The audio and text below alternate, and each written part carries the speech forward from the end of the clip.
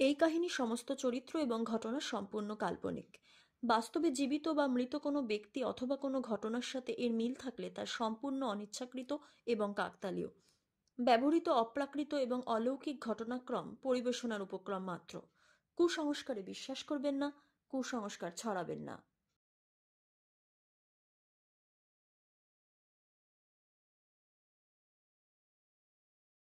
নমস্কার, আপনারা শুনছেন 221B হ্যারিসন রোড, বাংলার ভূত বাংলার ভয়, উল্টো পাল্টা গল্প নয়। আজ আপনারা শুনবেন অঙ্কিতা ঘোষের লেখা মরাখালী মাঠের কালো রাত। সন্দীপের ভূমিকায় আদিত্য, শ্যামল আর ভোলারামের ভূমিকায় সুমিতেন্দ্র। গল্প পাঠে আমি প্রত্যয়। গল্পটা কেমন লাগলো অবশ্যই কমেন্ট করে জানাবেন, আর আমাদের চ্যানেলটিকে সাবস্ক্রাইব করতে ভুলবেন না। তাহলে শুরু হচ্ছে আজকের গল্প।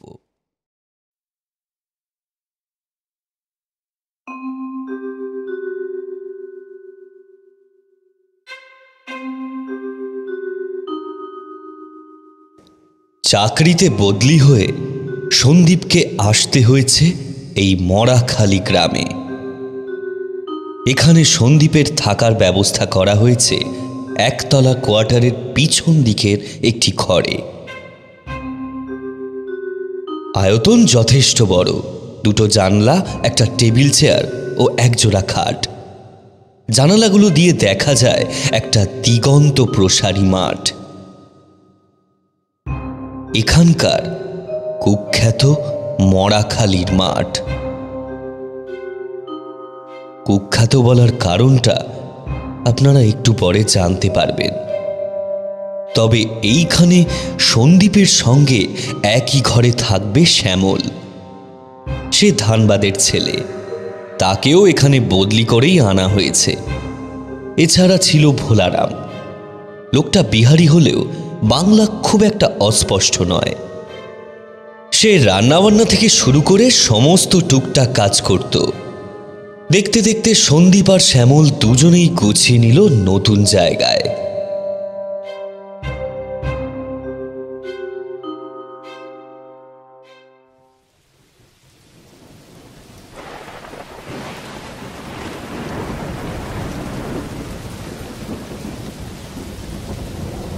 সেদিন সকাল থেকেই শুরু হয়েছে ঝড় বৃষ্টি।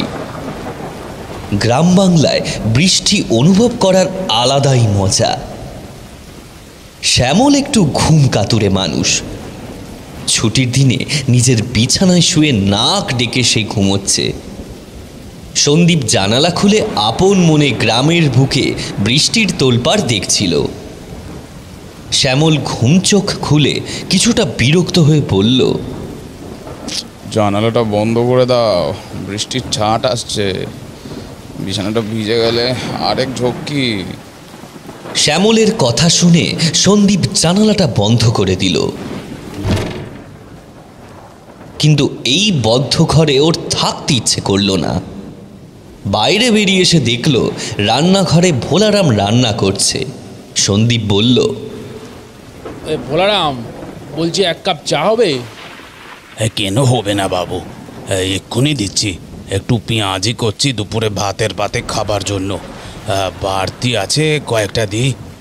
এই বর্ষাতের মৌসুমে এসব খেতে বাঙালি বাবুদের খুব ভালো লাগে। খাসা খাসা। তোমার মতো যদি বাঙালি বাবুদের গিন্নিরা একটু ভাবতো তাহলে তারা বলতে যেত মাইরি। সন্দীপ বারান্দার কোণে একটা টুল নিয়ে বসল। সামনে দেখা যাচ্ছে মরাখালীর মাঠ। সন্দীপ বলল, আচ্ছা, এই মাঠটা এত বড়, কিন্তু কোনোদিন এই মাঠে কাউকে যাতায়াত করতে দেখিনি। এখানকার বাচ্চারাও এখানে খেলে টেলে না নাকি? আমার অনেকবার ইচ্ছে হয়েছে একবার ঘুরে আসার, কিন্তু ওই নতুন অফিস, এখনও তো কাজকর্ম ঠিক করে বোঝাই হয়নি। দেখি এর মধ্যে একদিন যাব ভাবছি। আরে না না বাবু, ক্যা বাত বল রহে হ্যাঁ আপ? তেড়ে ফুঁড়ে বলে উঠল ভোলারাম। ওই মাঠে কেউ যায় না বাবু, বিশেষ করে ওই অমাবস্যার রাতে। ও মাঠ খুব খারাপ আছে। খারাপ আছে মানে? ওটা মাঠ না মোটর গাড়ি যে খারাপ আছে? না না বাবু, ওই মাঠ কি আর আগের মতো আছে? ওই মাঠের ওদিকে মানে ও পারে শ্মশান আছে, সেখানে কিছুদিন আগে সে কিছু কাপালিক ঝুন্ড বেঁধে রয়েছে বাবু। কাপালিক? হ্যাঁ বাবু, লোকে বলে অমাবস্যার রাতে ওরা নাকি অজীব ও গরিব সব সাধনা করে, যার জন্য ওরা আজও ইনসান বলি দেয়। নরবলি? কি বলছো কি তুমি? এখানকার পুলিশ টুলিশ কিছু করে না? এখানে পুলিশ তো সালা শ্বশুরা ভেরুয়া আছে, আর প্রাণের ভয় কার নেই বলেন তো? তাছাড়া কাপালিকদের খিলাফ তো কোনো সবুত নাই। বুঝলাম, কিন্তু তার জন্য মরাখালীর মাঠ দিয়ে না যাওয়ার কি আছে? আজ অবধি যারা যারা ওদের হাতে মরেছে তাদের সবকো ওই মাঠের দিকেই যেতে দেখা গেছে কোনো না কোনো সময়। हमें लगता है वो कपालिक लोग यहाँ आसपास निगरानी करते रहता है बाबू। ये माठ को तो सुनसान देखुन, কোথাও চারদিকে কোনো বাড়ি ঘর তো নেই। এখানেই তো শিকার করার আসলি মজা আছে, নইলে গ্রামের ভিতরে গেলে তো ওরা ধরা পড়ে যাবে। তা বলি দেওয়ার পর কি করে? ইনসানের সরকাটা লাশটা এই মাঠের কাছাকাছি কোথাও ফেলে রেখে চলে যায়। এই মাঠ পেরিয়ে ও কপালিক লোক कहीं नहीं निकलता है জানেন বাবু। हम নিজে এখানে এসে 3 সরকাটা লাশ দেখেছি। কি প্রত্যেক অমাবস্যায় লাশ পাওয়া যায় নাকি? না না, প্রত্যেক অমাবস্যায় নয়, তবে কभी कभार যে কটা লাশ মিলেছে सब ওই অমাবস্যার পরের দিনেই। তাই इधर का लोगों को लगता है कि वो ওরা অমাবস্যার রাতেই বলি চড়ায়। কি ধরনের সাধনা করে ওরা? মনে তো হয় ওরা তো কোনো শয়তানি সাধনাই করে বাবু। আমার তো বিশ্বাসই হয় না যে এখনো এসব হয়। কার কি লাভ হয় এসব করে? কোনো সাধারণ মানুষের দ্বারা কি আদৌ এইসব কাজ করা সম্ভব? এসব শয়তানের সাধনা আমার আপনার মতো সাধারণ মানুষেরাই করে থাকে, কিছু পানে কো লোভে। তুমি তো দেখছি অনেক কিছু জানো ভোলারাম। आँख कान खुला रखने से वो सब मालूम पड़ता है बाबू। ভুল করেও কোনোদিন ও মাঠে যাবেন না, ইয়ে আমি বলে দিলাম আপনাকে। হ্যাঁ আচ্ছা, আমরা না হয়ে গেলাম না, তারা তো কোনো না কোনো দিন মাঠ পেরিয়ে এদিকে আসতে পারে। ভোলারাম একটু চিন্তিত হয়ে সন্দীপের দিকে তাকালো, তারপর বলল, ये बात तो हमने कभी सोचा ही नहीं। তুমি বললে যে তোমার আমার মতো সাধারণ মানুষ এই সাধনা করে। আচ্ছা, হতেই তো পারে যে ওরা এখানে আমাদের মধ্যেই কেউ লুকিয়ে রয়েছে, এই আর 5টা গ্রামের লোকেদের সাথে মিশে রয়েছে। বিষয়টা নিয়ে ওদের মধ্যে আর কথা হলো না, কিন্তু বিষয়টা যে চিন্তার সে নিয়ে কোনো সন্দেহ নেই।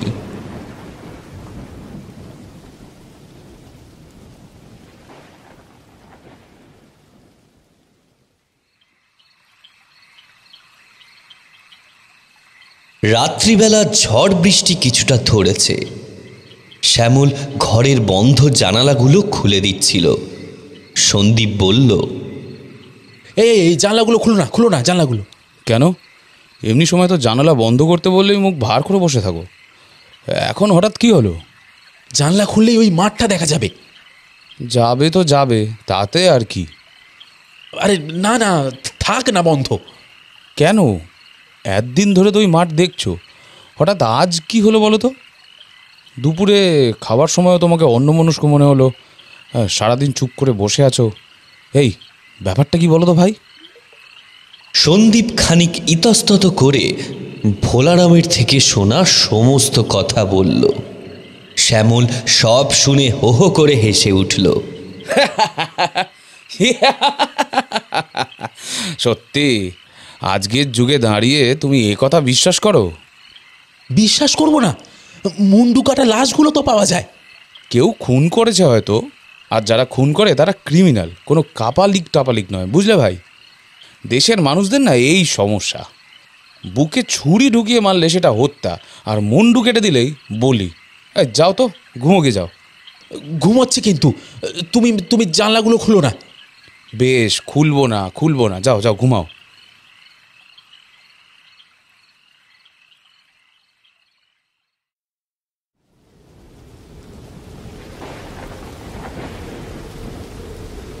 রাত ৩টে।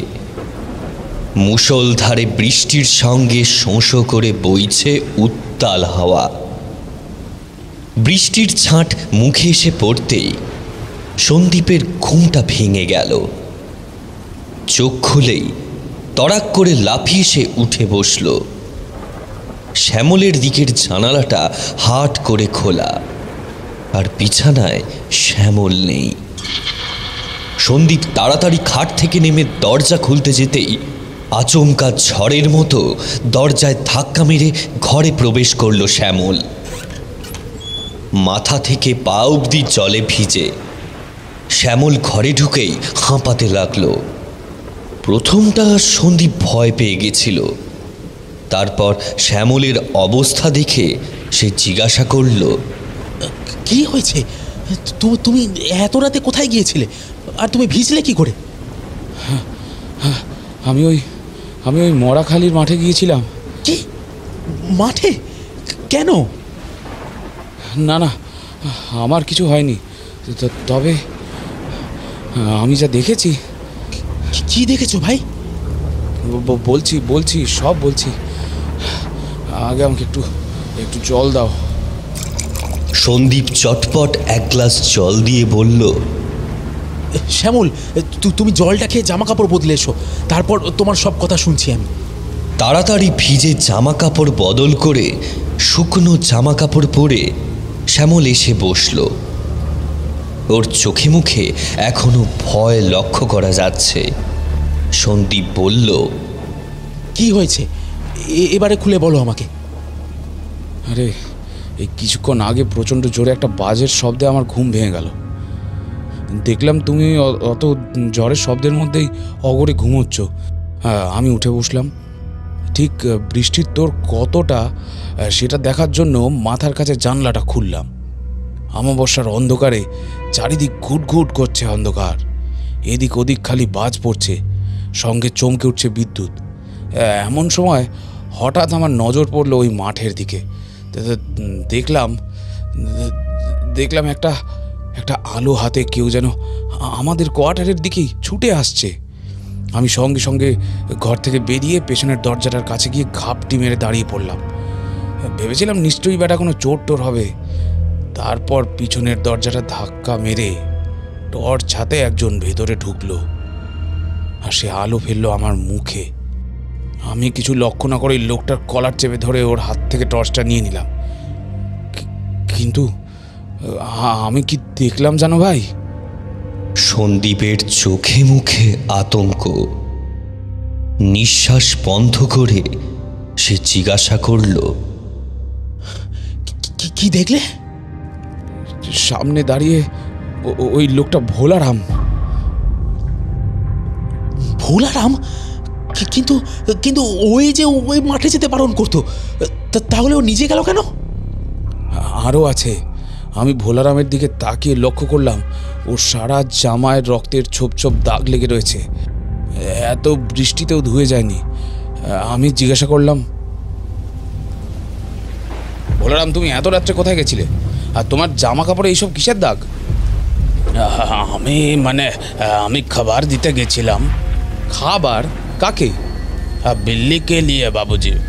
তুমি এত রাত্রে এই ঝড় জল মাথায় নিয়ে বেড়ালদের খেতে দিতে গেছিলে, তাও আবার মরাখালীর মাঠে? ইয়ার কি মারছ? মাঠে না তো, মাঠে তো আমি নাই গিয়া। আমি নিজে তোমায় সেখান থেকে ফিরতে দেখেছি হাতে টর্চ নিয়ে। মিথ্যে কথা বলবে না। তোমার গায়ে রক্তের দাগ কেন লেগে আছে? রক্ত নেই, ওখানে একটু পিছিল ছিল, তাই পড়ে গিয়েছি। এসব কাদার দাগ। কাদা আর রক্তের মধ্যে পার্থক্য বুঝি না আমি। এই দেখো, টর্চের আলোটা ফেলে দেখি। হ্যাঁ, এই তো, এই যে স্পষ্ট দেখতে পাচ্ছি, এটা তো রক্ত। आपको कुछ गलत फहमी हो रहा है बाबूजी। हाँ, আমি মাঠে যাই নাই, আমি ঘরে যাচ্ছি। আপনিও যান বাবুজি, এখন ঘরে যান। বলতে বলতে আমার পাশ কাটিয়ে ভোলারাম চলে গেল। ভোলারামের টর্চ তখনও আমার হাতে রয়েছে। আমি সময় নষ্ট না করে বাড়িরই বাইরে বেরিয়ে ওর ফেলে আসা পথটা ধরে এগোলাম। কিছু দূর যেতেই আমার সামনে পড়ল সেই মাঠ। আর একটু এগোতেই দেখলাম, কি দেখলে? বলো। আমি দেখলাম একটা গলা কাটা লাশ পড়ে আছে মাঠের মাঝখানে। সে কি ভয়ানক দৃশ্য তুমি কল্পনাও করতে পারবে না। ওই দেখে আমি পাগলের মতো ছুটে কোয়ার্টারে ফিরে এলাম, আর তখনই তুমি দরজাটা খুললে। তার মানে তুমি বলছো যদি কাপালিকের গল্প সত্যি হয়ে থাকে তাহলে সেটা ভোলারাম ছাড়া আর কেউ নয়। কিন্তু ভোলারামকে দেখে তো খুব সাধারণ মনে হয়। তোমার মনে নেই তোমাকে ভোলারাম কি বলেছিল? এইসব শয়তানি সাধনা নাকি তোমার আমার মতো সাধারণ মানুষই করে থাকে। হ্যাঁ, সেটা বলেছিল ঠিকই, কিন্তু আচ্ছা, ও এত কথা কি করে জানলো বলো তো? মরে যাওয়ার পর তো কেউ ওকে এসব কথা বলে যায়নি এসে। তাহলে কে মারে, কি উদ্দেশ্যে মারে, এত কিছু ও জানলো কি করে? সন্দীপ চুপ করে বসে রইল। শ্যামল বলল, এবারে আমি যেই কাজটা করতে চাইছি তাতে তোমার সাহায্য লাগবে ভাই। মানে কি করবে তুমি? হাতে নাতে ওই শয়তানটাকে আমরা ধরবো। আমরা মানে? না না না না, আমি ওসব করতে পারবো না। মানে চাকরি করতে এসেছি, শেষে প্রাণ পাখি মোর উইরা যাক আর কি, নাকি? হ্যাঁ, তোমার মনে হলে তুই পুলিশের কাছে যাও, আমি এসবের মধ্যে নেই মাইরি। পুলিশ আমাদের কথায় বিশ্বাস করবে না, ওরা আরও প্রমাণ চাইবে, আর সেটা আমরা না দিতে পারলে ভোলারাম ছাড়া পেয়ে যাবে, আর তারপরও আমাদের ছেড়ে দেবে ভেবেছ? ও তো আর একা নেই, নিশ্চয়ই ওর সঙ্গে আরও সাঙ্গপাঙ্গরা আছে, এই কাজে ওকে সাহায্য করছে। তারপর আমরাই অকালে প্রাণ হারাবো। তাহলে এখন আমরা কি করব? এখন থেকে আমাদের অনেক বেশি সতর্ক থাকতে হবে। ভোলারাম যেন টের না পায় যে আমরা কিছু একটা করতে চলেছি।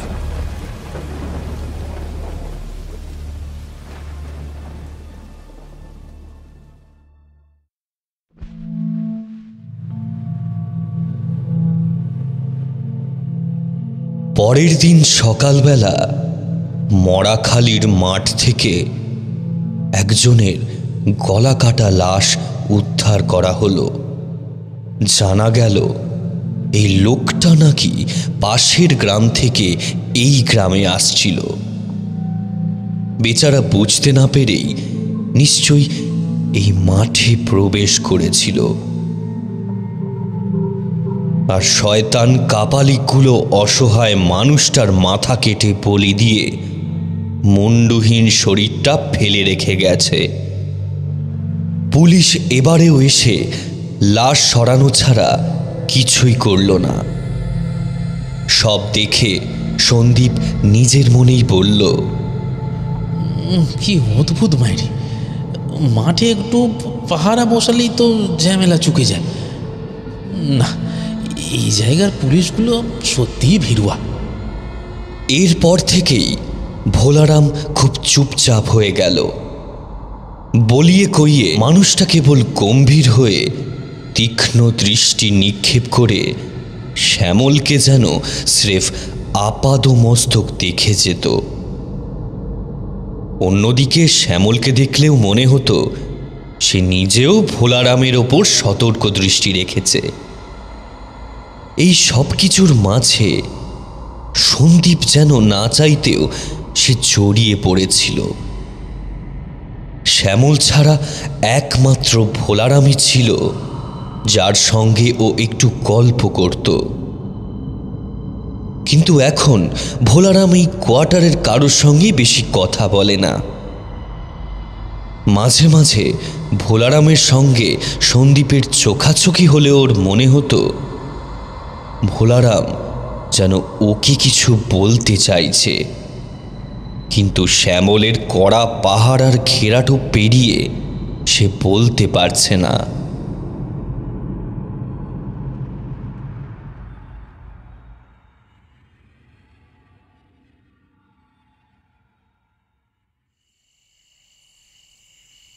মাসখানিক পর একদিন সন্দীপ শ্যামলের একটু আগেই অফিস থেকে ফিরে এলো কোয়ার্টারে।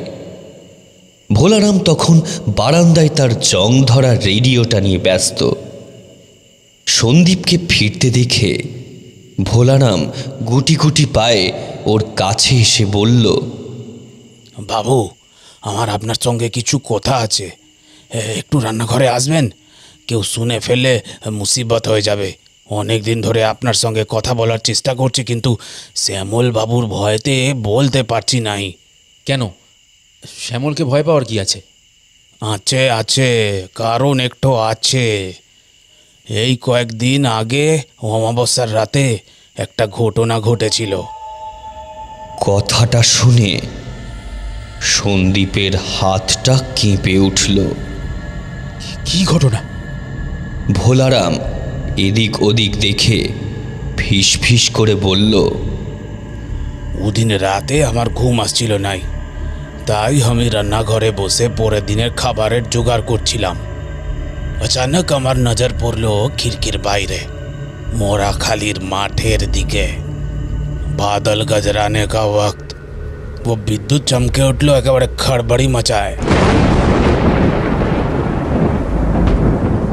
আর আমি তখন দেখলাম कोई तो उस माठ से इस तरफ दौड़ के आ रहा है।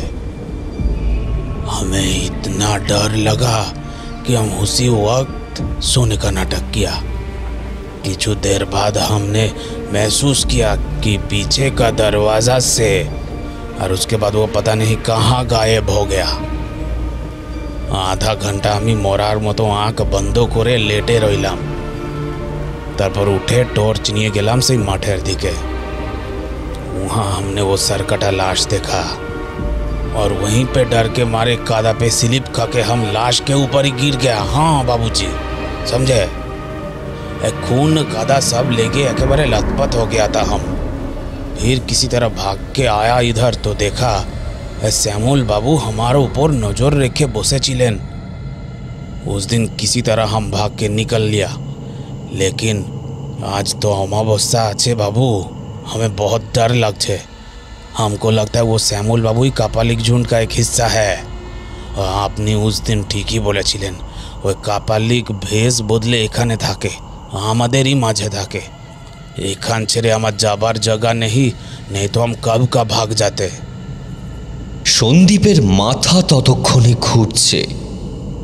কে সত্যি বলছে আর কে মিথ্যে বলছে ও কিছুই বুঝতে পারছে না। কিন্তু এই দুজনের মধ্যেই যদি কেউ কাপালিক হয়, তাহলে সন্দীপকে প্রথমেই নিজেকে বাঁচাতে হবে। কারণ যদি এরা বলি দেওয়ার জন্য আর কাউকে না পায়, তাহলে হয়তো শেষে বলির পাঁঠা হবে সন্দীপই। সন্দীপ নিজের মনের ভয় চেপে বলল, না না, পালানোর কোনো দরকার নেই। আমি নিজের ওপর নজর রাখবো, তোমার ভয় পাওয়ার কোনো কারণ নেই। সন্দীপ ভোলারামকে এই কথা বলল ঠিকই, কিন্তু নিজের ঘরে এসে সন্দীপ গভীর চিন্তায় মগ্ন হয়ে বসে থাকল। না কিছু খোলা, না কারোর সঙ্গে কোনো কথা বলল, আর না দু চোখের পাতা এক করল। শ্যামল বা ভোলারাম ওর সঙ্গে কথা বলতে এলেও সন্দীপ একটা কথাও ওদের সঙ্গে বলল না।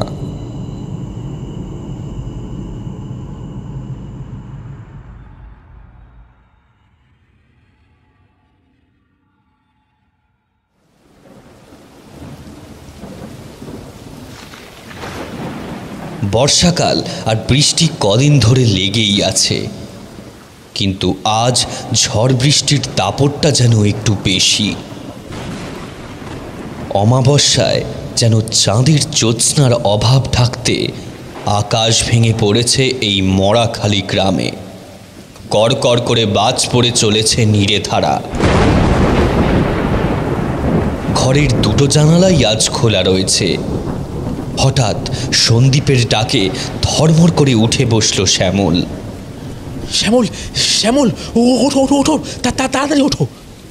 কি কি কি হয়েছে ভাই? ভোলারাম।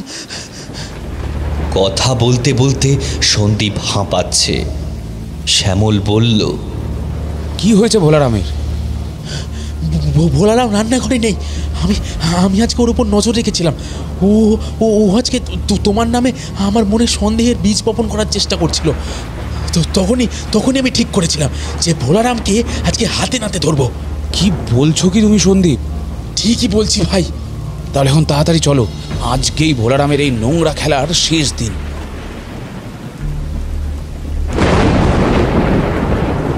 শ্যামল একটা হাতে টর্চ নিয়ে ও সন্দীপ হাতে একটা লোহার ডান্ডা নিয়ে ঝড় বৃষ্টির পরোয়া না করেই বেরিয়ে পড়ল মরাখালীর মাঠের উদ্দেশ্যে। কিছু দূর এগোতেই ওরা দেখল মাঠের মাঝামাঝি কেউ যেন হেঁটে চলেছে। সন্দীপ বলল, শ্যামল, টর্চটা নিভিয়ে দাও, ভোলারামের কাছে গিয়ে জানাবো। এখন আলো দেখলে ও বেটা পালিয়ে যাবে। শ্যামল টর্চ নিভিয়ে দিল। পা টিপে টিপে ওরা মাঠ দিয়ে হেঁটে চলল। বিদ্যুতের ঝলকে সামনের মানুষটিকে মাঝে মাঝেই দেখা যাচ্ছে। ওরা এখন মানুষটার খুব কাছে। সন্দীপ শ্যামলকে ইশারা করল। সঙ্গে সঙ্গে শ্যামল ছুটে গিয়ে লোকটাকে এক ধাক্কা মেরে ধরাশায়ী করল। তার মুখে ফেলল টর্চের আলো। কিন্তু এই মানুষটিকে তো চেনা যাচ্ছে না। এ তো ভোলারাম নয়। এমন সময় কেউ শ্যামলের মাথায় প্রচণ্ড আঘাত করল। যন্ত্রণায় কাতরাতে কাতরাতে শ্যামল লুটিয়ে পড়ল মরাখালীর মাঠের মাঝে।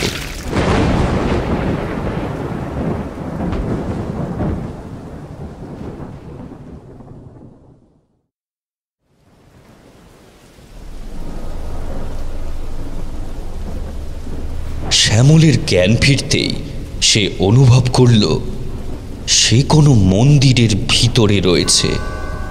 তার সামনে যে পুরুষ বিগ্রহ রাখা আছে সেই রকম ঠাকুরের মূর্তি সে আগে কোনো দিনও দেখেনি।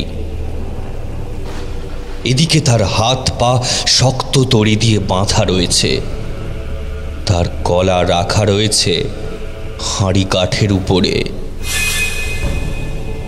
শ্যামলের সামনে মশাল নিয়ে দাঁড়িয়ে রয়েছে 10-12 জন কালো বস্ত্র পরিহিত ষণ্ডা মার্কা লোক। তাদের কপালে কালো টিকা, চোখে মোটা করে পড়া কাজল। কিন্তু কিন্তু সন্দীপ কোথায়? এই যে ভাই, আমি এখানে। খুবই নির্বিকার স্বরে বলল সন্দীপ। শ্যামল দেখল সন্দীপের পরনেও বাকিদের মতোই কালো বস্ত্র। তার মুখের সহজ সরল ভাবটা যেন একেবারেই হারিয়ে গেছে। শ্যামলের সামনে এসে সন্দীপ হাঁটু মুড়ে বসে বলল, অপরাধীকে হাতে নাতে ধরার স্বপ্ন চুরমার হয়ে গেল। হ্যাঁ, তুমি সেই কাপালিক? আমি একা নই, আমরা সবাই সাধক, রক্ত বীজের সাধক। তবে বিশ্বাস করো, কোয়ার্টারের কাউকে আমি কোনোদিন বলি দিতে চাইনি। আমি শুধু এই তল্লাটে পাকাপাকিভাবে থাকবো বলেই বদলি নিয়ে এখানে এসেছিলাম।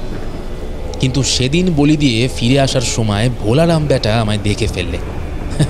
ভাগ্যিস ব্যাটার ভয় একেবারে চোখ বন্ধ হয়ে গিয়েছিল, না হলেও আমায় চিনেই ফেলতো। ও ভেবেছিল যে তুমি কাপালিক। অন্যদিকে সেই রাতেই আমি যখন ঘুমিয়ে পড়লাম তখন তুমি উঠলে। তুমি ভোলারামকে মাঠ থেকে ফিরতে দেখে ভাবলে যে খুনটা বোধহয় ভোলারামই করেছে।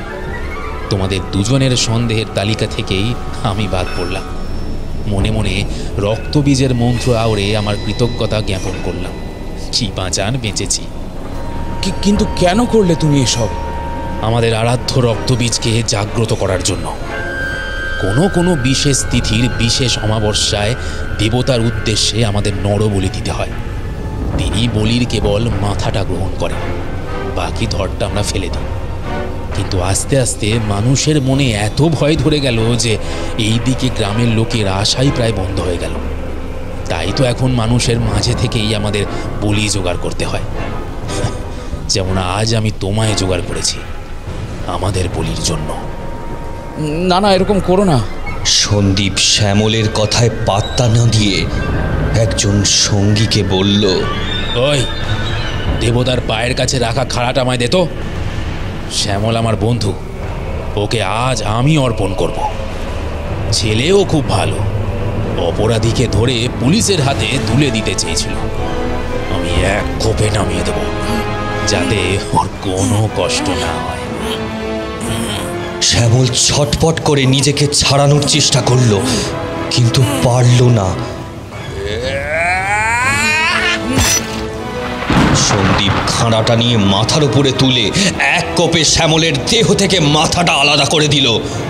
শ্যামলের টাটকা গরম রক্ত ছিটকে পড়ল রক্তবীজের বিগ্রহের ওপর।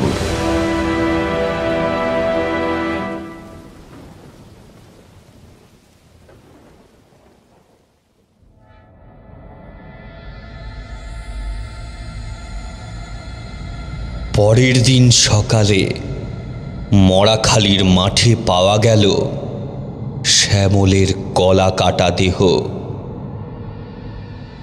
কোয়ার্টারের সবাই এতটাই আতঙ্কিত হলো যে সন্দীপের ঠোঁটের কোণায় তীক্ষ্ণ ধারালো হাসিটা কেউ লক্ষ্য করল না।